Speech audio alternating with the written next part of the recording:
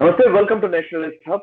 ఈ రోజు ప్రస్తుతం మనతో స్కైప్ లో లైవ్ లో జాయిన్ అవుతున్నారు Hyderabad BJP NRI coordination committee chairman TR Srinivas garu. Welcome Srinivas గారు, చర్చకు స్వాగతం. ముందుగా ఈ రోజు మేము డిస్కస్ చేయబోయే అంశం ఏంటంటే, గల్ఫ్ దేశాల్లో చాలా మంది తెలుగువారు భారతీయులు ఆయా ప్రాంతాల నుంచి వెళ్ళి పొట్ట చేత పట్టుకొని ఆయా దేశాలకు వెళ్ళి అక్కడ ఈ కోవిడ్ నేపథ్యంలో ఒక్కసారిగా ప్రపంచమంతా లాక్డౌన్ విధించిన నేపథ్యంలో చాలా మంది అక్కడ ఇరుక్కుని పోయిన వాళ్ళు ఉన్నారు, అక్కడే ఆగిపోయిన వాళ్ళు ఉన్నారు. అండ్ వాళ్లకు ప్రస్తుతం పరిస్థితి ఏ విధంగా ఉంది, ముఖ్యంగా అందులోనూ గల్ఫ్ దేశాల్లో గల్ఫ్ దేశాలకు వలస వెళ్ళి అక్కడే చిక్కుకుపోయిన భారతీయులు, అందులోనూ తెలుగు వారి పరిస్థితి ఏ విధంగా ఉంది అనే అంశానికి సంబంధించి ఈ రోజు మనం చర్చించబోతున్నాం. అండ్ వాళ్ళని ప్రపంచవ్యాప్తంగా ఉన్న ప్రవాస భారతీయుల్ని భారత్ కు రప్పించడం కోసం ఇప్పటికే కేంద్ర ప్రభుత్వం వందే భారత్ పేరుతో వాళ్ళందరినీ కూడా ఎయిర్ లిఫ్ట్ చేస్తోంది. సెపరేట్ గా స్పెషల్ ఫ్లైట్స్ ని పెట్టి వాళ్ళని ఇండియాకి తీసుకొచ్చే ప్రయత్నాలు జరుగుతున్న నేపథ్యంలో ఎన్ఆర్ఐ కోఆర్డినేషన్ కమిటీ తరఫున, ముఖ్యంగా హైదరాబాద్ కి సంబంధించి BJP NRI coordination committee chairman గా ఉన్న టిఆర్ శ్రీనివాస్ గారిని అడిగి మరిన్ని వివరాలు తెలుసుకుందాం, ప్రస్తుత పరిస్థితి గురించి విశ్లేషించే ప్రయత్నం చేద్దాం. అండ్ కొన్ని ఇస్లామిక్ దేశాలకు సంబంధించిన గ్రూప్ గా ఉన్న ఓఐసి ఈ మధ్య కాలంలో ఇస్లామోఫోబియా అంటూ కూడా భారతదేశంలో ఇస్లామోఫోబియా పెరిగిపోతోందంటూ చేస్తున్న విమర్శలకు సంబంధించి కూడా శ్రీనివాస్ గారు ఎలా స్పందిస్తారో తెలుసుకుందాం. సార్, వెల్కమ్ శ్రీనివాస్ గారు, మీరు చర్చలోకి వచ్చినందుకు. అండ్ ప్రస్తుతం గల్ఫ్ దేశాల్లో ఎట్లాంటి పరిస్థితి కనిపిస్తోంది, అక్కడ కోవిడ్ ప్రభావం ఏ విధంగా ఉంది, అండ్ మన తెలుగు వారు ప్రవాస భారతీయులు మొత్తంగా మిగతా రాష్ట్రాలకు సంబంధించిన వాళ్ళ పరిస్థితి ఏ విధంగా ఉంది? నమస్తే సాయి గారు, thank you very much invite చేయడానికి. నేను మీకు ఒక గ్రౌండ్ లెవెల్ చెప్తాను రిపోర్ట్. నేను జనవరి 27 నుంచి ఫిబ్రవరి 25 దాకా నేను మిడిల్ ఈస్ట్ దేశాల ప్రవాసంలో ఉన్నాను. అక్కడ టూర్ చేస్తూ ఉన్నాను. అక్కడ సౌదీ అరేబియా, బహ్రెయిన్, తర్వాత దుబాయ్ నుంచి నేను హైదరాబాద్కి వచ్చాను. ఆ టైంలో నేను ఒక అబ్జర్వేషన్ చేశాను. నేను ఆయిల్ ప్రైసెస్ ఎక్కడైతే డౌన్ ఉన్నాయో కొన్ని కంపెనీస్ లిక్విడిటీ క్రైసిస్ వల్ల ఇబ్బంది పడ్డాయి. అక్కడ ప్రాబ్లం ఏ వచ్చిందంటే, కొంతమందికి శాలరీస్ ఇవ్వడానికి 2 months 3 months డిలే అయ్యింది. తర్వాత మీకు ప్రాజెక్ట్స్ డిలే అవుతున్నాయి. ఆ ప్రాబ్లమ్స్ అక్రాస్ ద ఇండస్ట్రీస్ నడుస్తున్నాయి.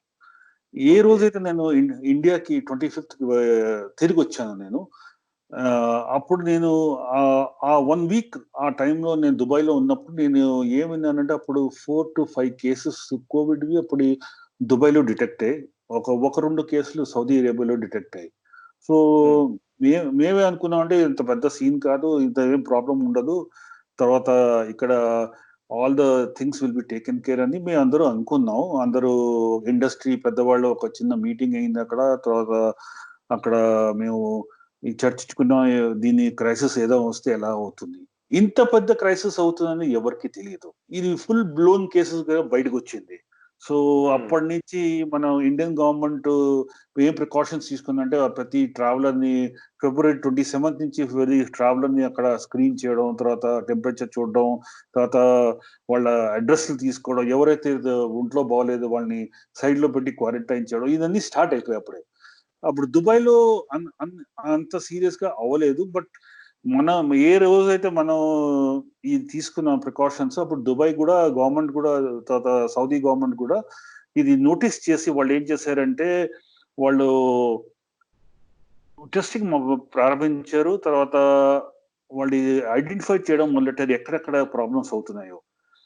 మన మాక్సిమం అక్కడ పాపులేషన్ మన ఇండియన్స్ మార్చ్ అన్నమాట, February last week and March first నుంచి స్టార్ట్ అయింది. మన maximum 33% of the UAE population మన ఇండియన్, అంటే every 3rd person is Indian there. So అక్కడ మాక్సిమం మనకి బ్లూ కాలర్డ్ వర్కర్స్, అదే వైట్ కాలర్డ్ వర్కర్స్, దాని తర్వాత మనకి ఇంజనీర్స్, టెక్నోక్రాట్స్ ఉంటారు. బట్ సౌదీ అరేబియాలో అయితే మన మాక్సిమం లేబరు, తర్వాత మనకు ఫ్యాక్టరీలో వర్కర్స్, తర్వాత హౌస్ మేట్స్ అక్కడ వర్క్ చేయడానికి వెళ్తారు. మాక్సిమం కోవిడ్ కేసెస్ ఎక్కడ వచ్చాయంటే, ఎక్కడైతే మనకి స్టఫ్డ్ అకామిడేషన్స్ ఉంటాయో మనకి వర్కర్స్ కి, నేను ఎన్నోసార్లు చూశాను, ఎన్నోసార్లు నేను గవర్నమెంట్ కి దృష్టి కూడా తీసుకొచ్చాను. మన వర్కర్స్ ఎంతో హారబుల్ కండిషన్స్ లో ఉంటారు అక్కడ. ఒక్కొక్క రూమ్ లో 15 మంది 20 మంది, ఆ ఛాన్స్ లో మీకు ఇన్ఫెక్షన్ ఈజీలీగా వస్తుంది. సో అక్కడి నుంచి ఇన్ఫెక్షన్ స్టార్ట్ అయ్యి, and it's a fact. So Saudi government అప్పుడు ఏం చేసిందంటే వాళ్ళు ఒక్కొక్కరిని వేరే అకామిడేషన్స్ కి ట్రాన్స్ఫర్ చేసి వాళ్ళకి ఇన్ఫెక్షన్ మినిమైజ్ చేయడానికి ట్రై చేసింది. తర్వాత స్టెరిలైజేషన్ అన్ని స్టార్ట్ చేశారు.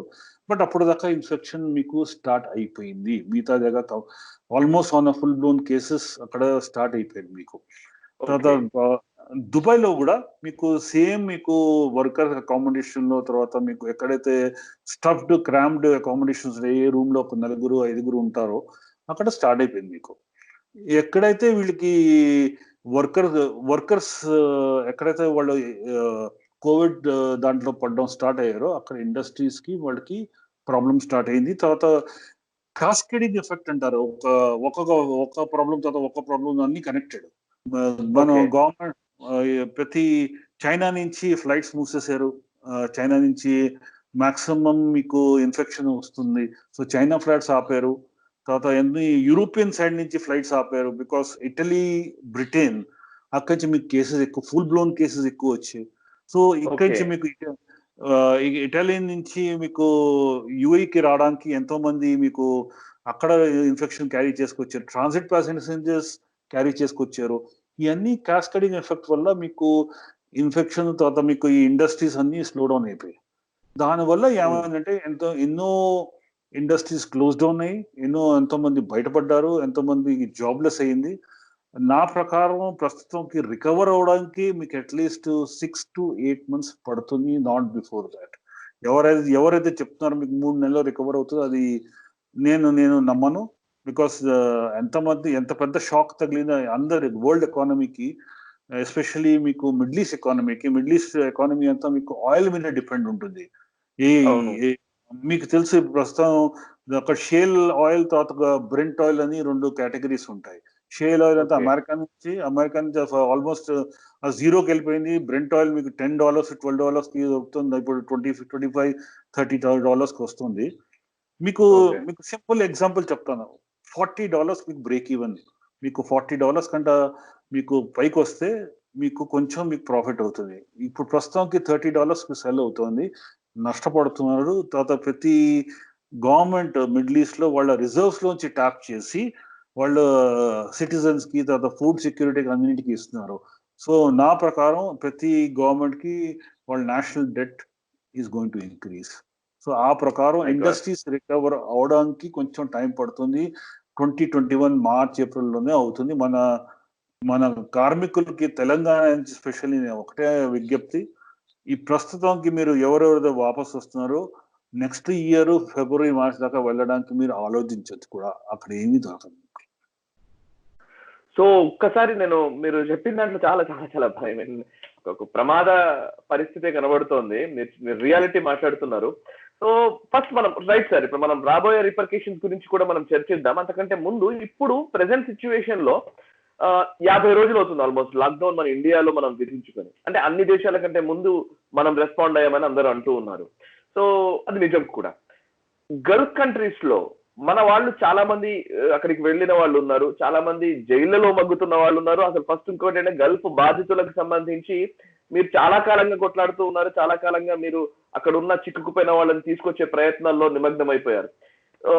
అదే చాలా కష్టమైన ప్రక్రియ. అంటే అంతా పరిస్థితులు బాగున్నప్పుడే మన వాళ్ళు అక్కడికి వెళ్ళి ఈ ఎవరైతే సోకాల్డ్ కొంతమంది మీడియేటర్స్ ఇచ్చే వీసాల వల్ల ఇబ్బందులు పడి అనవసరంగా అక్రమంగా అక్కడికి వెళ్ళి అక్కడ ఇరుక్కుపోయి రావడానికి ఇబ్బందులు పడుతున్న వాళ్ళే చాలా మంది ఉంటే, ఇప్పుడు కోవిడ్ దెబ్బతోటి ఇంకా పరిస్థితి దారుణంగా ఉంటుందనేది అందరూ చెప్తున్నమాట.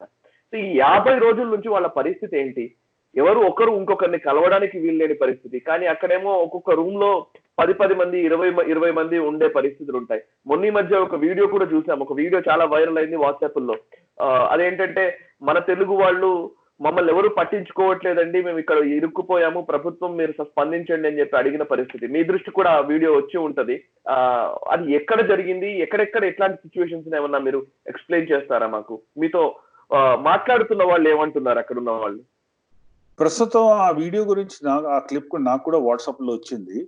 అది అజ్మాన్ లేబర్ క్యాంప్ నుంచి ఒక 10 మంది ఒక 10x10 రూమ్ లో బంక్స్ లో ఉంటారు మన తెలంగాణ ప్రవాసీలు. అక్కడ all the 10 people diagnosed Covid positive. వాళ్ళు ఏం చెప్పారంటే, మాకు బయటకు కూడా వెళ్ళడానికి మాకు సౌకర్యాలు లేవు, మాకు తిండికి కూడా మాకు మా ఫ్రెండ్స్ బయట నుంచి బకెట్స్ లో ఇస్తున్నారు, వాళ్ళు 3rd ఫ్లోర్ లో ఎక్కడ ఉంటారు, తర్వాత వాళ్ళు అలౌ చేయట్లేదు, తర్వాత మెడికల్ ఫెసిలిటీ లేదు, ఏదో బయటకు వెళ్తే పారాసిటమాల్ ఇస్తున్నారు డాక్టర్, నాకు సరిగా చూడట్లేదు కూడా. సో ఈ ఈ క్లిప్ వచ్చిన తర్వాత కొంచెం నేను టాపిక్ రేస్ చేశాను. నేను అడిగాను కూడా లోకల్ వాలంటీర్స్, ఏదైనా మీరు కొంచెం హెల్ప్ చేస్తే కొంచెం బాగుంటుంది, బికాస్ మన అక్కడ కేరళ ఉంది, తర్వాత ఆంధ్ర ఉంది, తెలంగాణ ఉంది, రాజస్థాన్, ఎంతో మంది సోషల్ ఆర్గనైజేషన్స్ ఉన్నాయి, వేరియస్ నేమ్స్ తో వాళ్ళు చేస్తున్నారు. కేరళ వాళ్ళు బాగా నెట్వర్క్ ఉంది వాళ్ళకి అక్కడ. సో కేరళ వాళ్ళు నెక్స్ట్ డే వాళ్ళు రాత్రి ఇవాక్యుయేట్ చేసి వాళ్ళు హాస్పిటల్లో ఐసోలేట్ చేయించారు, వాళ్ళకి వైద్యం వచ్చేలాగా వాళ్ళు చేస్తున్నారు వాళ్ళకి. Okay okay. సో ఇది ఉంది, సో వాళ్ళకైతే చేశారు, ఇది వాస్తవం. వాస్తవమే ఆ వీడియో. ఓకే. అండ్ మిగతా వాళ్ళు ఇప్పుడు లైక్ గల్ఫ్ కంట్రీస్ అంటే సార్, ఇప్పుడు ఎక్కువ మంది వెళ్లే ప్లేసెస్, ఇప్పుడు బైరాన్ కానివ్వండి, కువైట్, దుబాయ్ లో చాలా మంది ఉన్నారు. సో మొత్తం ఆయా దేశాల్లో ఒక్కొక్క దేశానికి ఒక్కొక్క పరిస్థితి ఉన్న నేపథ్యం కూడా ఉంటుంది. సో మీరు ఓవరాల్ గా చూస్తే తెలుగు వాళ్ళని వాళ్ళు టేక్ కేర్ చేస్తూ ఉన్నారా? కొంతమంది అంటే ఇల్లీగల్ గా వెళ్ళిన వాళ్ళ పరిస్థితి ఏంటి? అంటే ఇక్కడ ఏజెంట్ల మోసాలకు గురి ఎక్కడికి వెళ్ళిన వాళ్ళ పరిస్థితి, నిజంగా లీగల్ గా ఉన్న వాడి కంటే అక్కడ ఏదో ప్రభుత్వం చూసుకుంటుంది అనుకోవచ్చు, బట్ వెరాజ్ ఇల్లీగల్ గా వెళ్ళిన వాళ్ళ పరిస్థితి ఏ విధంగా ఉంది, ఏజెంట్లు మోసం చేస్తే వెళ్ళిన వాళ్ళు? ఓకే, సౌదీ అరేబియా గురించి నేను చెప్పగలను. నేను నిన్న ఒక మన ఓల్డ్ సిటీ నుంచి ఒక టెక్నికల్ ట్రేడ్ లో పనిచేసే అబ్బాయి అక్కడ పనిచేస్తాడు, అల్ కసీం అని ఒక ఏరియాలో. ఆయన ఏం చెప్తాడంటే, సౌదీ గవర్నమెంట్ ఒక మాట మీద ఉంది, మీరు లీగలో ఇల్లీగలో మీరు ఏం భయపడద్దు, మేము మీకు టెస్టింగ్ చేస్తాం, మీకు వైద్యం చేస్తాం, మిమ్మల్ని సరిచేసి మిమ్మల్ని ఇంటికి పంపిస్తాం, వాళ్ళు హామీ ఇచ్చారు. సో ఆ ప్రకారం మనకి మంచి అక్కడ మన మోదీ గారు రిలేషన్స్ వల్ల వాళ్ళ సౌదీ గవర్నమెంట్ మన ఇండియన్స్ ని బాగా చూస్తుంది. సో అక్కడ హామీ ఇచ్చిన తర్వాత బాగా చేస్తారు కూడా. బట్ మిగతా వాళ్ళకి నేనేం చెప్తానంటే, ఎవరో భయపడి ఇల్లీగల్స్ అని బయటికి రారు, వాళ్ళతో ఒకటే విజ్ఞప్తి, మీరు బయటికి రండి, మీరు రిజిస్టర్ అవ్వండి, మీకు కోవిడ్ ఉంటే ఏదో అలాంటి సిమ్టమ్స్ ఉంటే నియరెస్ట్ హెల్త్ కేర్ సెంటర్కి వెళ్ళి మీరు రిజిస్టర్ అయ్యి మీరు వైద్యం తీసుకోండి, దయచేసి మీరు ఇలా దాచుకోవద్దు, ఇదే నేను రిక్వెస్ట్. సౌదీ ఇల్లీగల్ అయినా ఇల్లీగల్ అయినా. సో దుబాయ్ గవర్నమెంట్ కూడా ఒకటే అంటుంది, మీకు సిమ్టమ్స్ వచ్చిన తర్వాత మీరు రిజిస్టర్ అవ్వండి, ఎందుకంటే అక్కడ డాక్టర్స్ తక్కువ మంది ఉన్నారు అక్కడ, మీకు తెలియదు ఏముంది, అక్కడ మనం ఒక బ్యాచ్ పూర్తిగా మన ఇండియన్ గవర్నమెంట్ పంపించింది, nurses, paramedical staff last week అక్కడ ల్యాండ్ అయ్యారు దుబాయ్ గవర్నమెంట్ రిక్వెస్ట్ మీద. సో అక్కడ వాళ్ళు ఏం చెప్తారంటే, మీరు మీకు ఒకసారి సిమ్టమ్స్ వచ్చిన తర్వాత వస్తే మీకు మేము ట్రీట్ చేస్తాం, దగ్గు జలుబు అంటే స్మాల్ థింగ్ విచ్ అంటే మీకు ఎక్కడ సిమ్టమ్స్ ఏం లేకుండా మీరు ఓవర్లోడ్ చేయదు సిస్టమ్. సో అది కూడా వాళ్ళు కూడా చెప్పింది కరెక్టే, మీరు ప్రతి చిన్న దానికి వచ్చేస్తే మీకు ఇక్కడ చేయడానికి రష్ అవుతుంది, తర్వాత మీకే ఇబ్బంది అవుతుంది. సో మీరు ఇంట్లో ఉండి చూడండి, 10 days 5 days సరిగా అవ్వకపోతే అప్పుడు రండి. సో ఈ మిగతా కువైట్ గవర్నమెంట్ అక్కడ నాకు రిపోర్ట్స్ ఏం వచ్చాయంటే, it is going beyond their hands. ఎందుకంటే అక్కడ ఇప్పుడు కువైత్ అక్కడ కర్ఫ్యూ డిక్లేర్ చేశారు, కర్ఫ్యూ పాటించడానికి అందరితో రిక్వెస్ట్ చేస్తారు, ఎందుకంటే అక్కడ కేసెస్ ఎక్కువ వస్తున్నాయి. సో అక్కడ తెలుగు వాళ్ళు కూడా ఇబ్బంది పడుతున్నారు కొంచెం వైద్యం కోసం. వాళ్ళు సోషల్ మీడియాలో అయితే లోకల్ కువైతీ సిటిజన్స్ అయితే క్లెయిమ్ చేస్తామే we are treating everybody equal, but నా ప్రకారం మన తెలుగు వాళ్ళకి ఎవరితో మాట్లాడేదో వాళ్ళకి ఇబ్బంది గురి అవుతున్నారు, వాళ్ళకి ప్రాబ్లం అవుతున్నాయి అక్కడ. రైట్. అండ్ ముఖ్యంగా ప్రస్తుతం మనకు విదేశాంగ శాఖ మంత్రి ఎస్ జయశంకర్ ఆధ్వర్యంలో ఆల్రెడీ వందే భారత్ అని కూడా ఇప్పుడు ఎయిర్ లిఫ్ట్ చేసే ప్రక్రియ మొదలవుతోంది. మనం గతంలో కువైట్ నుంచి ఎయిర్ లిఫ్ట్ చూసాం, అప్పుడెప్పుడో కొన్ని దశాబ్దాల క్రితం యుద్ధం జరిగిన సందర్భంలో. సో మళ్ళీ ఇప్పుడు అట్లాంటి యుద్ధమే కోవిడ్ నేపథ్యంలో వచ్చిన పరిస్థితి. సో ఈ వందే భారత్ ఉద్దేశం ఏంటి, అది ఎలా అమలవుతోంది? అండ్ ఇప్పుడు మీరు చెప్తున్న ప్రకారం ఇప్పుడు ఈవెన్ ఇంటర్నెట్ వచ్చిన టైంలో అందరూ కూడా ఈవెన్ గల్ఫ్ దేశాల్లో ఉన్న వాళ్ళు కూడా నేషనల్ అసెంబ్లీ చూస్తున్న వాళ్ళు ఉన్నారు. సో వేరే వేరే కంట్రీస్ లో ఉన్న వాళ్ళు ఎవరైనా కానీ ఈ వందే భారత్ ని ఎట్లా సద్వినియోగం చేసుకోవాలి, వందే భారత్ ఉద్దేశం ఏంటి, ఎలా మన మన వాళ్ళని ప్రవాస భారతీయుల్ని ప్రభుత్వం మళ్ళీ ఇండియాకి తీసుకొస్తోంది, ఒకసారి చెప్తారా? మోదీ గారు ఒక మాట చెప్పారు, మీరు ఎక్కడ ఉన్నా కానీ మేము భారతదేశం మిమ్మల్ని మర్చిపోదు, మీకోసం మేము వస్తాం, మిమ్మల్ని ఇంటికి తీసుకెళ్తాం. ఆ ప్రామిస్ తో మోదీ గారు వందే భారత్ స్టార్ట్ చేయించారు ఆయన ఆధ్వర్యంలో. తర్వాత డాక్టర్ జయశంకర్ గారు ఎంతో బాగా ఆయన టీము 24/7 ఎలా మానిటర్ చేస్తుండే నేనే చూస్తాను. నేనే ఎంతో మంది కాన్సుల్ జనరల్స్ తో, తర్వాత లోకల్ కాన్సులేట్ ఆఫీసర్స్ తో కూడా మాట్లాడుతున్నాను. వాళ్ళు ఆల్మోస్ట్ 24/7 వాళ్ళ ఫోన్ ఆన్ ఉంటుంది. ఏదైనా కావాల్స్తే ఎనీథింగ్ వాళ్ళతో టచ్ లో ఉండొచ్చు. ఫస్ట్ ఫేజ్ లో 14,800 పీపుల్ ని తీసుకొచ్చారు మంది అక్కడ అక్రాస్ ఇండియా నుంచి. మనం తెలంగాణ, తర్వాత ఆంధ్ర, తర్వాత మనం కేరళ, తర్వాత మనం బాంబే, తర్వాత ఢిల్లీ, తర్వాత యుఎస్, తర్వాత యూకే, ఫార్ ఈస్ట్. ఈ ఫస్ట్ ఫేజ్ లో ఇంతమంది తీసుకొచ్చు. సెకండ్ ఫేజ్ స్టార్ట్ అయింది, దాంట్లో 32,000 మంది తీసుకోవడం ప్లాన్ ఉంది. దాంతో ఒక సైడ్ బై సైడ్ ఇంకోటి కూడా స్టార్ట్ అయింది, సాగర్ సేతు అని.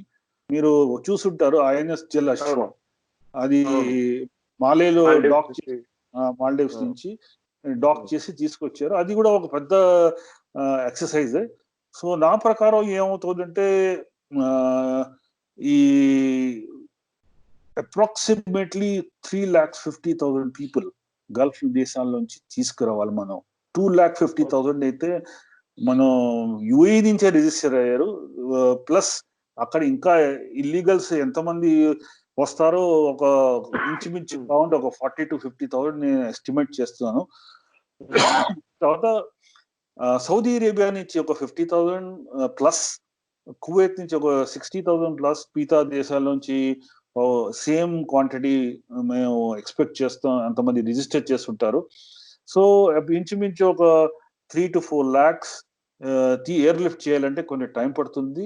సో ఒక కమర్షియల్, తర్వాత వందే భారత్, తర్వాత మనం సాగర్ సేతు, ఈ కాంబినేషన్ లో మన గవర్నమెంట్ ప్లాన్ చేస్తుంది. ఇప్పుడు దాకా ఇండికేషన్స్ వచ్చాయి. Sagar Setu for middle east ఇప్పుడు దాకా మనకి ప్లాన్ రాలేదు, అది వచ్చే అవకాశం ఉందని మేము భావిస్తున్నాం. ప్రస్తుతానికి వందే భారత్ ఎయిర్ ఇండియా నుంచి స్టార్ట్ అయింది. తర్వాత మిగతా కమర్షియల్ ప్లేయర్స్ కూడా ఇస్తారని హర్దీప్ పురి గారు చెప్పారు. వాటి ఎప్పుడు ఇస్తారో అది చెప్పలేదు, ఇంకా డిసైడ్ అవ్వలేదు టైం ఫ్రేమ్. సో ఇలా ఎయిర్ ఇండియా మాత్రమే ఎయిర్ లిఫ్ట్ చేస్తుంది at a very minimal cost. అంటే చెప్పాలంటే మీకు సాగర్ సేతు మీకు చిన్న ఎగ్జాంపుల్ ఇస్తాం. ఒక $40 కి మిమ్మల్ని తీసుకొస్తుంది మాల్దీవ్స్ నుంచి. $40 ఇస్ నథింగ్. సో మీకు తర్వాత కేరళకి ఒక 15,000 to 20,000 రేంజ్ లో తీసుకొస్తాం వన్ వే టికెట్. అది జనరల్లీ మీరు చూడాలంటే 700 to 800 dirhams అంటారు. ఎయిర్ ఇండియా ఫ్లైట్ లోనా సార్ మీరు చెప్పేది? Air India flight approximately 700 to 800 dirhams one way లో తీసుకొస్తుంది. అదే నేను ఎమిరేట్స్ లో రావడానికి ట్రై చేస్తా ఈ టైంలో. If I get in to the portal, నాకు మినిమం 1,500 to 1,600 చార్జ్ చేస్తారు వాళ్ళు, because Emirates is private airlines. So government on compassion grounds మీకు అన్ని ప్రికాషన్స్ తీసుకుని మీకు ఫేస్ షీల్డ్ ఇచ్చి, తర్వాత మీకు అంత ప్యాకేజ్ డిన్నర్ ఇచ్చి, తర్వాత మీకు స్క్రీనింగ్ చేసి, మీకు అన్ని టెస్టులు చేయించి అప్పుడు మిమ్మల్ని తీసుకొస్తాను.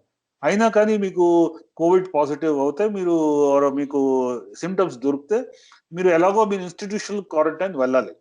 అంటే ఎయిర్ లిఫ్ట్ లో వచ్చే వాళ్ళకి డబ్బులు చార్జ్ చేస్తూ ఉన్నారు కదా ఇప్పుడు? చేస్తున్నారు 700 dirhams అంటే ఎంత అవుతుందండి మన ఇండియన్ కరెన్సీలో? 700 into 18 rupees అంటే మీరు అప్రాక్సిమేట్లీ 20 అనుకోండి, 14,000 to 15,000 rupees. 14 to 15,000 rupees అవుతుంది.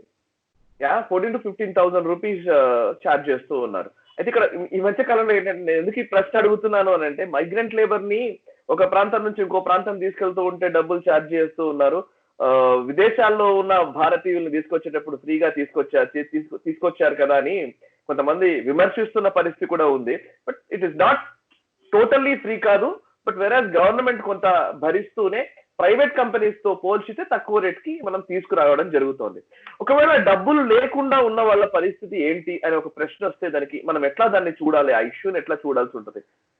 అక్కడ ఎంతో మంది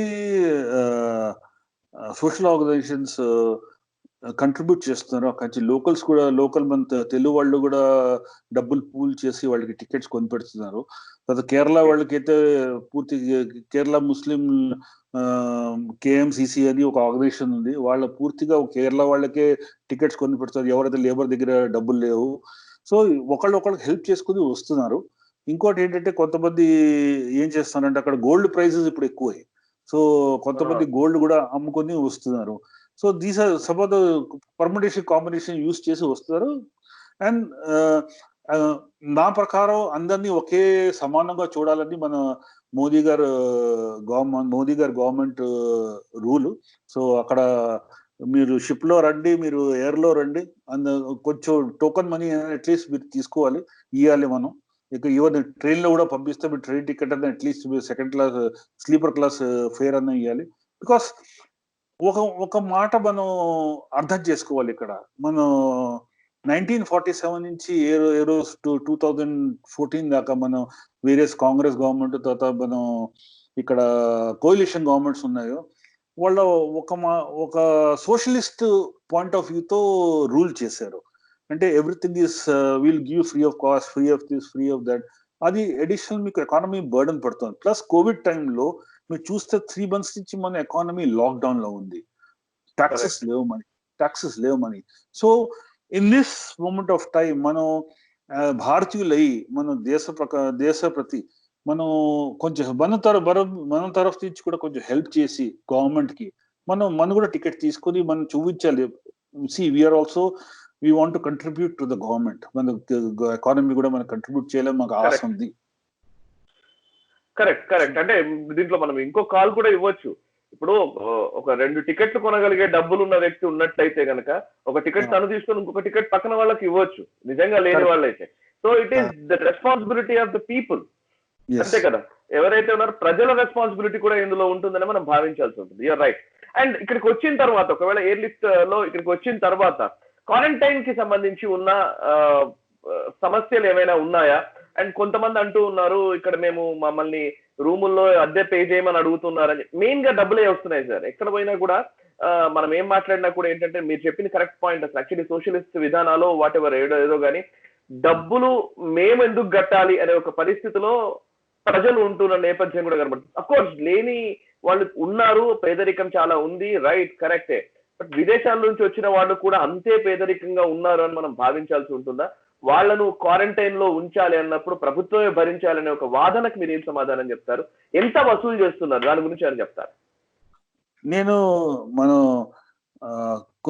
రేట్ షీట్స్ చూసాను. నేను బాంబే, మహారాష్ట్ర చెప్తాను. నేను వాళ్ళ లోయెస్ట్ కేటగిరీ ఓయో రూమ్స్ అంటారు. ఓయో రూమ్స్ వాళ్ళు టైఅప్ చేశారు. 1000 to 1500 ఆ కేటగిరీలో ఉన్నారు. తర్వాత 3 star మీకు 3000 రూపీస్ లో ఉన్నారు. తర్వాత మీకు తాజ్ 5 star అంటే ఆ టవర్స్ ఉన్నాయి ఎక్కడైతే మన 2611 జరిగిందో వాళ్ళ 4000 ఆల్ ఇంక్లూజివ్ పర్ డే మీకు ఇంక్లూడింగ్ మీల్స్ ఇస్తున్నారు. మీకు ఒక విషయం గమనించాలి. ఇక్కడ 4000 రూపీస్ తాజ్ లో మీకు మనకి జీవితంలో ఎప్పుడు దొరకదు. దట్ ఈస్ సంథింగ్ విచ్ మీకు 15,000 16,000 పట్టినా కానీ మీకు ఇంక్లూడింగ్ లంచ్, బ్రేక్ఫాస్ట్, డిన్నర్ మీకు దొరకదు. అంత లోయెస్ట్ కాస్ట్, లో కాస్ట్ మీద నెగోషియేట్ చేసి మన గవర్నమెంట్స్ మనకి పే అండ్ లివ్ అనే ఒక కాన్సెప్ట్ ఉంటుంది. దాని మీద మనకి క్వారంటైన్ కి ఇచ్చింది. 1000 to 1500 రూపీస్ నా ప్రకారం ఎవరన్నా భరించచ్చు. అంటే 1000 రూపీస్ అంటే మీకు approximately if you say it is not more than 100 dirhams, 80 dirhams, 90 dirhams per day. So మీకు 14 days కి మీకు అప్రాక్సిమేట్లీ అదే ఇంచుమించు ఒక 1000 dirhams పడుతుంది. మీరు స్వదేశం వచ్చారు, మీరు క్వారంటైన్ అవుతున్నారు, మీరు ఇక్కడ హెల్ప్ తీసుకోవచ్చు. మీ బంధువులు ఉన్నారు ఇక్కడి నుంచి మీరు తీసుకుని మీకు you can chip in here. Because 14 days మీ మంచి కోసం చేస్తున్నారు. మీరు ఒకవేళ మీకు ప్రాబ్లం అవుతే, ఏదైనా ఇన్ఫెక్షన్ ఉంటే, మీకు కోవిడ్ ఇన్ఫెక్షన్ ఉంటే government free of cost treat చేస్తుంది గాంధీ హాస్పిటల్లో, గవర్నమెంట్ హాస్పిటల్లో. మీరు ఒక పైసా అక్కడ చెల్లించలేరు. ఓన్లీ థింగ్ మీతో రిక్వెస్ట్ ఏం చేస్తున్నారంటే, మీరు ఇక్కడ క్వారంటైన్లో ఉండండి 14 days, what ever the period is. మీరు మిగతా ఇంటికి వెళ్ళి మిగతా వాళ్ళని మీరు ఇబ్బందుల్లో పెట్టద్దు, మీ సరౌండింగ్స్ ఇబ్బందుల్లో పెట్టద్దు. ఇక్కడ ఆల్ ఓకే అంటే మీరు వెళ్ళండి, లేకపోతే మీరు హాస్పిటల్కి వెళ్ళి మీరు ఫ్రీ ఆఫ్ కాస్ట్ సరి అవ్వండి. ఇది కాన్సెప్ట్. You're right sir. చివరిగా ఇప్పుడు మనం సెల్ఫ్ క్వారంటైన్ లో ఉన్న వాళ్ళ పరిస్థితి కానివ్వండి, ఈ రోజు మనం ఇండియాకు వచ్చిన తర్వాత వాళ్ళందరూ కూడా అంటే ఇందులో ముఖ్యంగా కనబడుతున్నది ఏంటంటే, మీరు చెప్పిన లెక్క ప్రకారం 14,800 మందిని ఇప్పటి వరకు ఫస్ట్ ఫేజ్ లో తీసుకొచ్చారు అని అంటున్నారు వేరే దేశాల నుంచి. సో ఇంకా ఆ ఎయిర్ లిఫ్ట్ అనేది కొనసాగే అవకాశాలు ఉన్నాయి. ఇంకా ఎంతమంది అక్కడ ఉన్నారు, ఎంతమంది రావడానికి అవకాశం ఉంది, ఎప్పటిలోపు మనం అందరినీ ఇండియాకి తీసుకురాగలుగుతాం? సార్ సెకండ్ ఫేజ్ లో 32,000 ఒక ఎన్విసేజ్ ఉంది, అంటే అంతమంది ప్లాన్ ఉంది తీసుకురావడానికి. ఇది నా ప్రకారం గవర్నమెంట్ చూస్తుంది ఎలా నడుస్తుంది, ఫేజ్ 1 ఉంది ఎలా, దాంతో ఒక సప్లై చైన్ ఉంటుంది సార్. ఇక్కడి నుంచి తీసుకెళ్ళడం మనకు అంతా చైన్, ఇక్కడి నుంచి మనం ఎలా ప్రిపరేషన్స్ ఉన్నాయి, ఎలా అక్కడికి వెళ్తున్నారో, అక్కడి నుంచి మనకి బర్డన్ లేకుండా ఒక్కొక్కరిని మనం అక్కడ స్క్రీన్ చేయాలి. స్క్రీన్ చేస్తే మనకి ఎంత టైం పడుతుంది అంతా నోట్ చేసిన తర్వాత నెక్స్ట్ ఫేజ్ మనం డబుల్ చేసాం.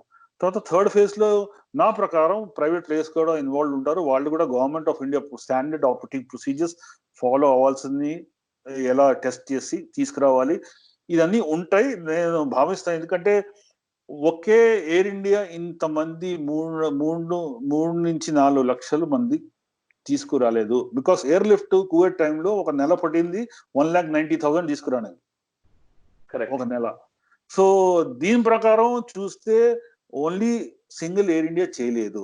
దాని ప్రకారం మన ఆపరేషన్ సాగర్ సేతు కూడా ఉంటుంది, ఆ ప్లాన్ కూడా వస్తుంది. నేను అదే వెయిట్ చేస్తాను. గవర్నమెంట్ అది అనౌన్స్ చేసిన తర్వాత ఎన్ని వార్షిప్స్ అక్కడ పంపిస్తారో, ఒమాన్ కి, తర్వాత యూఏకి, సౌదీకి, అక్కడి నుంచి రెస్క్యూ చేయడానికి. అంటే ఒక షిప్ లో మీకు 800 to 900 మంది విత్ సోషల్ డిస్టెన్సింగ్ వచ్చేస్తారు. సో ఎన్ని పెద్ద షిప్లు వెళ్తాయో అది ఇంకా నాకు అసలు తెలియదు. గవర్నమెంట్ ఎప్పుడు ప్లాన్ చేస్తుందో అది త్వరలోనే బయట రావడానికి ప్లాన్ చేయడం మీద ఉందన్నమాట. ఎప్పుడు ప్రకటిస్తుంది అనేది వెయిట్ చేస్తున్నాం. ఇంకా మరొక అంశం సార్, ఇప్పుడు ఎంత విపత్కర పరిస్థితులు ఉన్నప్పటికీ, ఎంత ఎమర్జెన్సీ సిచ్యువేషన్ ఉన్నప్పటికీ రాజకీయాలు చేయడం మాత్రం మానట్లేదు. అఫ్ కోర్స్ రాజకీయాలు కూడా నడుస్తూనే ఉన్నాయి సైమల్టేనియస్ గా. అందులో ముఖ్యంగా ఇస్లామోఫోబియా అనే పదాన్ని ఎక్కువగా ఉపయోగిస్తూ ఉన్నారు. అందులోనూ ఇస్లామిక్ దేశాలకు సంబంధించిన కార్పొరేషన్ గా ఉన్న ఒక ఓఐసి ప్రతినిధులు ఈ మధ్య కాలంలో మాట్లాడుతూ ఉన్నారు. ఇస్లామోఫోబియా భారతదేశంలో పెరిగిపోయింది కోవిడ్ నేపథ్యంలో. జమాతే ఇస్లామిక్, ముఖ్యంగా ఈ తబ్లిగీ జమాత్ ఏదైతే మర్కజ్ ప్రార్థనలు చేసిన తర్వాత ఇస్లామోఫోబియా పెరిగిపోయిందనే మాట్లాడుతున్న వాళ్ళకి మీరేం చెప్తారు?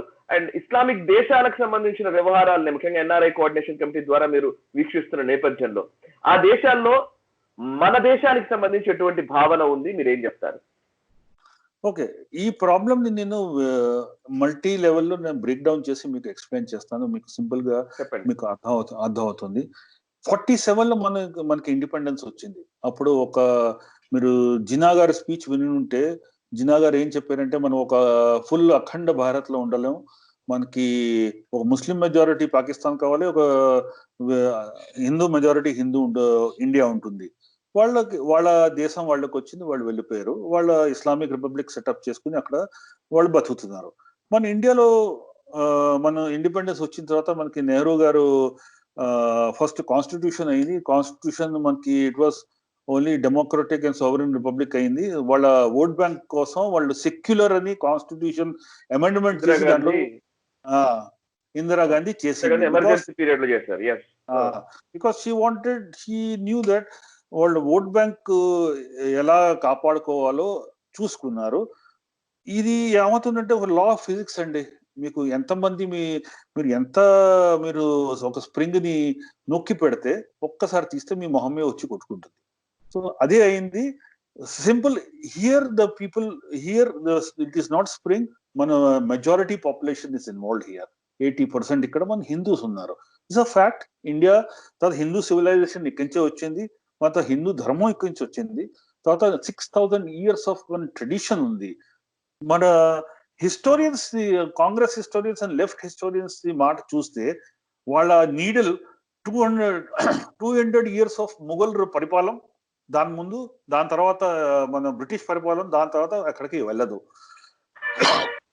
మనం ఎన్నోసార్లు వాళ్ళకి ఎక్స్ప్లెయిన్ చేయడం ట్రై చేస్తాం బాబు.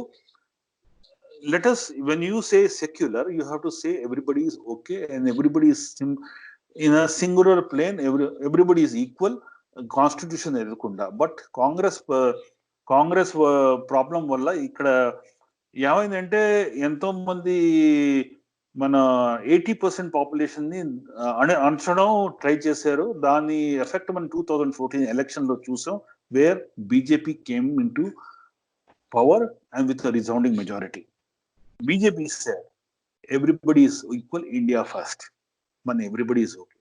తర్వాత దీంట్లో మనం ట్రిపుల్ తలాక్ తీసుకొచ్చాం. తర్వాత మనం జమ్మూ కాశ్మీర్ ది మనం నెహ్రూ గారు బ్లండర్ చేసింది, ఓపెన్లీ చెప్తున్నారు, నెహ్రూ గారు జమ్మూ కాశ్మీర్ బ్లండర్ చేశారు. అది ఆర్టికల్ 370 పెట్టిన తర్వాత అది మనం స్పెషల్ స్టేటస్ తీసి అందరినీ పూర్తి ఇండియాని ఇంటిగ్రేట్ చేసాం. ఇక్కడ ఏమైందంటే కొంతమందికి if I say use English term, power brokers, కొంతమంది లాబీ పీపుల్, వాళ్ళకి నచ్చలేదు ఇది. ఏంటంటే 70 years నుంచి వాళ్ళు హిందీలో ఒక టర్మ్ ఉంది, అరే కాంగ్రెస్ కో ఓట్ దేనా హమ్ ఆప్కో బచాయేంగే. ఆ స్ట్రాంగ్ హోల్డ్ మేము we have broken it, we have totally broken it. Now India, we talk about India first. మనం మోదీ గారు ఏం చెప్తానంటే, ఫస్ట్ దేశం గురించి ఆలోచించండి, మన మతం కులం సైడ్ లో పెట్టండి, మన అందరూ భారతీయులు 130 crores. వాళ్ళు ఆయన ఎప్పుడన్నా స్పీచ్ ఇచ్చిన కానీ ఆయన ఒకటే మాట అంటారు, we 130 people, 130 crore people Indians అంటారు. ముస్లిమ్స్, హిందూస్, క్రిస్టియన్స్, తర్వాత సిఖ్స్ ఏం అనరు, ఇండియన్స్ అంటారు 130 crores. This is what was suppose to be there since 1947. But unfortunately Congress వాళ్ళు అది చేయలేదు.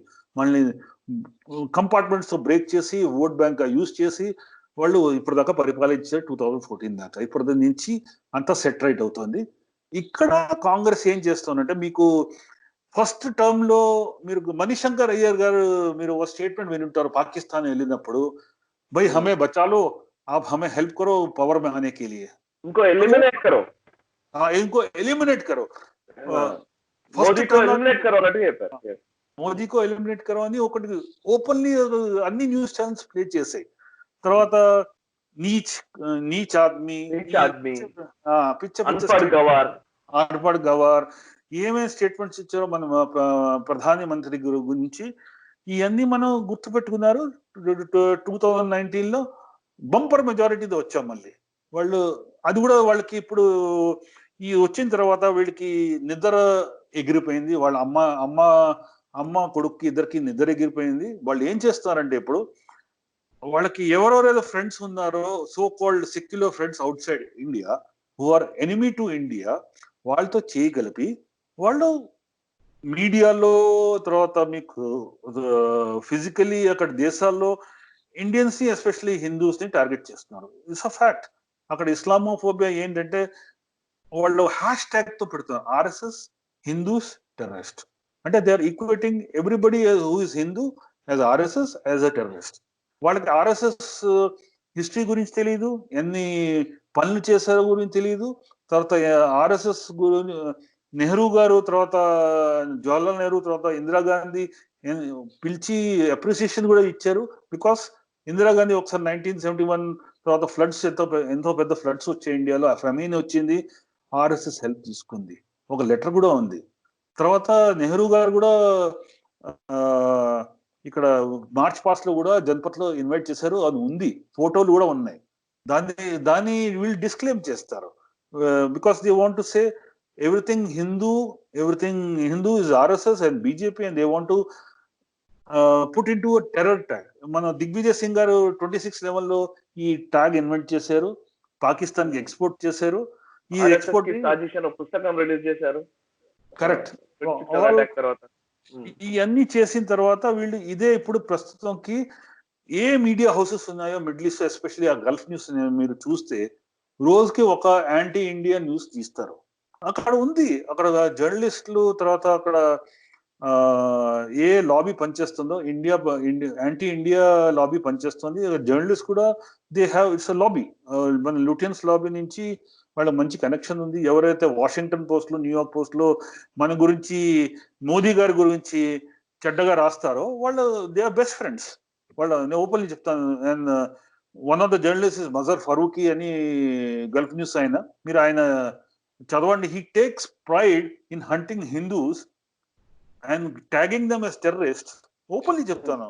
వాళ్ళ జాబ్ లో తీయించి వాళ్ళని పోలీస్ వాళ్ళు ఎంతో గర్వంగా రాసుకుంటున్నారు. అంతే ఎంతో మందిని అక్కడ హంట్ చేసి, హిందూస్ ని హంట్ చేసి, ఒకళ్ళ హెచ్ఆర్ మేనేజర్స్ ద్వారా ఒక్కొక్కరిని ఎంతమంది హిందూస్ ఉన్నారో అందరిని తీయించడానికి వాళ్ళు ఒక క్యాంపెయిన్ స్టార్ట్ చేశారు.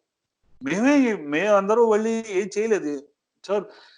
ప్రతి ధర్మంలో నాకు ఒక డౌట్, ఇప్పుడు మీరు చెప్పిన దాంట్లో ఓఐసి అనే ఆర్గనైజేషన్ ఉంది కదా, ఇస్లామిక్ కోఆపరేషన్ కి సంబంధించి, ఇస్లామిక్ దేశాలకు సంబంధించి organisation of Islamic cooperation.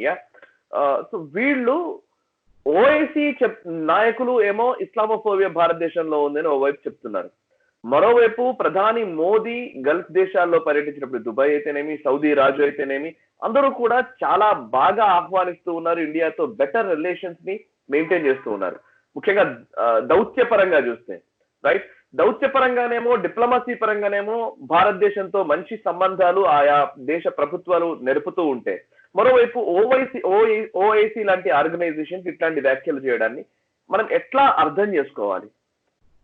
Okay, diplomacy చూస్తే డాక్టర్ జయశంకర్ గారు, తర్వాత మోదీ గారు 2 weeks back already they have talk to all the ambassadors and పెద్ద వాళ్ళ రాష్ట్ర అధ్యక్షులతో మాట్లాడడం అయింది. అందరూ ఒకటి అష్యూరెన్స్ ఇచ్చారు. మనం రిలేషన్స్ ఎన్నో ఏళ్ళ నుంచి, ఎన్నో డికేట్స్, ఎన్నో సెంచురీస్ నుంచి ఇస్ బ్రదర్లీ రిలేషన్స్. ఈ చిన్న చిటికి ట్వీట్స్, తర్వాత చిన్న ఆర్టికల్స్ వల్ల మాకేం పాడవద్దు, మీ వరి అవ్వదు, అది అష్యూరెన్స్ కూడా ఇచ్చారు. ఇక్కడ మన ఇండియాలో అంబాసిడర్స్ కూడా, గల్ఫ్ దేశాల అంబాసిడర్స్ కూడా బాగా అష్యూరెన్స్ కూడా ఇచ్చారు. దాన్ని మీరు ఏం వరి అవ్వదు, ఇవన్నీ ఇలాగే నడుస్తుంటాయి. మాకు తెలుసు, ఈ పాకిస్తాన్ ఐఎస్ఐ ఏజెన్సీ వాళ్ళు ఒక 1000 మంది 1000 పీపుల్ రిక్రూట్ చేసి, తర్వాత వాళ్ళ ఫేక్ హ్యాండిల్స్ చేసి ఇండియన్ ముస్లిమ్స్ ని రెచ్చగొడుతున్నారు. అది ఎక్కడైనా సొమాలియా నుంచి, సిరియా నుంచి, తర్వాత పాలస్తీన్ నుంచి ఫొటోస్ తీసి అది చూపిస్తారు. ఇక ఇండియాలో ఇదిగోండి చూడండి పోలీస్ వాళ్ళు ఎలా తంతున్నారు, ముస్లిమ్స్ ని ఎలాగో అత్యాచారాలు నడుస్తున్నాయి ముస్లిమ్స్ మీద. 90% ఫేక్ ఫొటోస్ మనం కావు. మీకు ఒక సింపుల్ ఎగ్జాంపుల్ అండి. UN Pakistan ambassador to United nations Maleeha Lodi, ఆవిడ ఏం చెప్పింది, ఇదిగోండి పెలెట్ గన్ తో ఒక అమ్మాయి ఫేస్ చూడండి. Actually the face was a Palestinian girl. ఆవిడే when Pakistan is a fountainhead of terrorism and fake news, ఇలా ఏ జరగాల అవకాశం మాకు తెలుసు. రోజు యునైటెడ్ నేషన్స్ లో మాట్లాడుతూ, అది చిన్న వేదిక కూడా కాదు, అది యునైటెడ్ నేషన్స్ లో మాట్లాడుతూ ఒక ambassador of Pakistan fake news మాట్లాడుతూ ఉన్నది. సో మీరు చెప్పినట్టు కరెక్ట్, గ్రౌండ్ లెవెల్లో ఇంకెంత ఫేక్ ప్రపగండ జరుగుతుందని మనం అర్థం చేసుకోవచ్చు. రైట్. సో ఈ కశ్మీర్ ఏ రోజు నుంచి మనం 370 తీసామో, వీళ్ళ పాకిస్తాన్ ది అదో కాన్సెప్ట్ ఉంది, గజ్వాయే హింద్. అంటే they want to rule India and make it Islamic.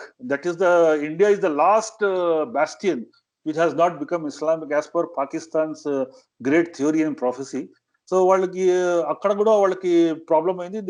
Many people are having lot of stomach problems and headaches because we neutralized that article 370 and made it union territories in a part of India now. ఇప్పుడు ఏం చేయలేరు because వాళ్ళు first terrorism అని control లో తీసుకొచ్చి almost ఇప్పుడు చిన్న encounters వస్తున్నాయి. We almost broken the back of all the militant organisations ఇక్కడ మనం జమ్మూ కాశ్మీర్ లో. తర్వాత మన ఇండస్ట్రీస్, తర్వాత మన ఇన్వెస్ట్మెంట్స్ కూడా ఇప్పుడు జమ్మూ కాశ్మీర్ లో వెళ్తున్నాయి. ఇప్పుడు Jammu Kashmir is getting open to entire India. అందరికీ తెలుస్తుంది ఇండియా ఏంటి అక్కడ రెసిడెంట్స్ కి. ఇప్పుడు దాకా వాళ్ళు, మీకు ఒక సింపుల్ ఎగ్జాంపుల్ చెప్తారు, డోగ్రీ, తర్వాత మీకు పంజాబీ లాంగ్వేజ్ అక్కడ మీకు 40 to 60% మాట్లాడతారు. Urdu is hardly 1%. Because of this ఈ పాకిస్తాన్ ప్రెషర్ వల్ల కాంగ్రెస్ కూడా ఏం చేయలేదు. అక్కడ లోకల్ గవర్నమెంట్స్ ఉర్దూని వాళ్ళ ఆఫీషియల్ లాంగ్వేజ్ డిక్లేర్ చేసి కూర్చున్నారు. సో ఇప్పుడు ఆ ప్రాబ్లమ్స్ ఏ తప్పు జరిగాయి ఇప్పుడు దాకా ఇండిపెండెన్స్ నుంచి. ఒక్కొక్కటే మోదీ గారు విల్ పవర్, ఆయన అడ్మినిస్ట్రేషన్, ఆయన లీడర్షిప్ ద్వారా అని ఒక్కొక్కటే సరి అవుతుంది. Wonderful sir. రైట్ సార్, ఏదైనా మెసేజ్ చెప్పేది ఉందా మీరు? అంటే గల్ఫ్ లో ఉన్న వాళ్ళకి, ముఖ్యంగా మిడిల్ ఈస్ట్ లో ఉన్న తెలుగు వాళ్ళకి మీరు ఇచ్చే మెసేజ్ ఏంటి, ప్రవాస భారతీయులకైనా? ప్రవాసీ భారతీయులు తర్వాత మిడిల్ ఈస్ట్ లో ఉండే మన భారతీయులకి ఒకటే మెసేజ్ చెప్తాను నేను. మీరు గర్వపడండి, మోదీ గారు మన ప్రైమ్ మినిస్టర్. మిమ్మల్ని ఒక్క నిమిషం కాదు, ఒక సెకండ్ కూడా మిమ్మల్ని ఎప్పుడు వదలం. మిమ్మల్ని ఆదుకుంటాం. ఏ ప్రాబ్లం వచ్చినా కానీ మిమ్మల్ని వదలం. మేము ఎంబసీస్ ఒక ఎక్స్టెండెడ్ హోమ్ లాగా అనుకోండి. మీకు ఏ ఇష్యూ వచ్చినా కానీ మీకు ట్విట్టర్ మీద మీరు మెసేజ్ పెడితే మీకు స్పందిస్తారు. తర్వాత మీకు ఏ ప్రాబ్లం వచ్చినా కానీ గవర్నమెంట్ ఆదుకుంటుంది. తర్వాత మీకు ఏ ఇష్యూ వచ్చినా కానీ మీరు భయపడద్దు. మేము legally, politically will solve it for you. Only thing is that be proud that your Indians. తర్వాత ఎక్కడ ఉన్నారో అక్కడ ఇండియా ఫ్లాగ్ మీరు ఫ్లై హైగా పెట్టండి. అదే నా request. Right sir, thank you very much Srinivas గారు. Thank you very much. మీరు మీ వాల్యుబుల్ టైం ని మా కోసం స్పెండ్ చేశారు అండ్ చాలా ఇన్ఫర్మేషన్ మాతో పంచుకున్నారు. మా ప్రేక్షకులకు కూడా ఇంకా గల్ఫ్ కష్టాల గురించి అండ్ ప్రస్తుతం ఉన్న పరిస్థితుల గురించి మీరు వివరించినందుకు థ్యాంక్ యూ వెరీ మచ్. ధన్యవాదాలు. Thank you very much. చూసారు కదా, అది శ్రీనివాస్ గారి అభిప్రాయాలు. ముఖ్యంగా ఎన్ఆర్ఐ కోఆర్డినేషన్ కమిటీ దీనికి సంబంధించి గల్ఫ్ లో ఇరుక్కున్న మన తెలుగు వారి గురించి, ప్రవాస భారతీయుల గురించి చాలా వరకు దృష్టి సారించారు. వాళ్ళతో కోఆర్డినేట్ అవుతూ ఉన్నారు అండ్ ప్రభుత్వాలు కూడా స్పందిస్తూ ఉన్నాయి. అక్కడ ఉన్న వాళ్ళని ఇండియాకి రప్పించడం కోసం ప్రభుత్వం కూడా ఇప్పటికే వందే భారత్ పేరుతో ఎయిర్ లిఫ్ట్ చేస్తున్నారు. అంటే వాళ్ళని స్పెషల్ ఫ్లైట్స్ లో ఇండియాకు తీసుకొచ్చే ప్రయత్నాలు చేస్తున్నారు. ఇండియాలో కూడా వచ్చిన తర్వాత 14 రోజులు ఖచ్చితంగా క్వారంటైన్ లో వాళ్ళందరూ ఉండేలాగా ఏర్పాట్లు కూడా చేశారు. పెద్ద పెద్ద స్టార్ హోటల్స్ దగ్గర నుంచి చిన్న లాడ్జింగ్ బోర్డింగ్ ఉండే హోటల్స్ వరకు కూడా అన్నిటితో కూడా వాళ్ళు సమన్వయపరుస్తూ చాలా తక్కువ రేట్కే వాళ్ళందరూ ఉండేలాగా ప్రయత్నాలు జరుగుతూ ఉన్నాయి. అండ్ అంతేకాదు సాగర్ సేతు ద్వారా కూడా ఇండియన్ నేవీ మాల్దీవ్స్ లో ఉన్న మన ప్రవాస భారతీయుల్ని తీసుకొచ్చే ప్రయత్నం చేసింది ఇప్పటికే. And Sagar Setu gulf countries కూడా విస్తరించే అవకాశాలు ఉన్నాయనేది విశ్లేషకులు చెప్తున్నమాట. సో ఓవరాల్ గా ప్రస్తుతం ఇంటిలో ఉంటూనే ఈ లాక్డౌన్ నిబంధనల్ని పాటిస్తూనే ఆయా దేశాల్లో ఉన్న వాళ్ళని రప్పించే ప్రయత్నాలు జరుగుతున్నాయి. ఇక్కడున్న ఎకానమీని నిలబెట్టే ప్రయత్నాలు జరుగుతున్నాయి. ఓవరాల్ గా భారత ప్రభుత్వం ఆ దిశగా అడుగులు వేస్తోంది. అండ్ అందరూ కూడా సేఫ్ గా ఎవరింట్లోనే వాళ్ళు ఉంటూ ఈ లాక్డౌన్ నిబంధనల్ని పాటిస్తూ ప్రభుత్వాలకి సహకరించాలని విజ్ఞప్తి చేస్తూ ఈ చర్చను ముగిస్తున్నాను. చూస్తూనే ఉండండి Nationalist. It's a news revolution.